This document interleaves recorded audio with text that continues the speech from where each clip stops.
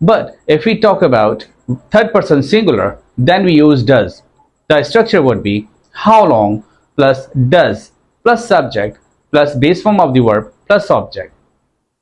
For example, how long does she cook food? How long does she rest? How long does she play cricket? How long does she use the cell phone? How long does she operate the computer?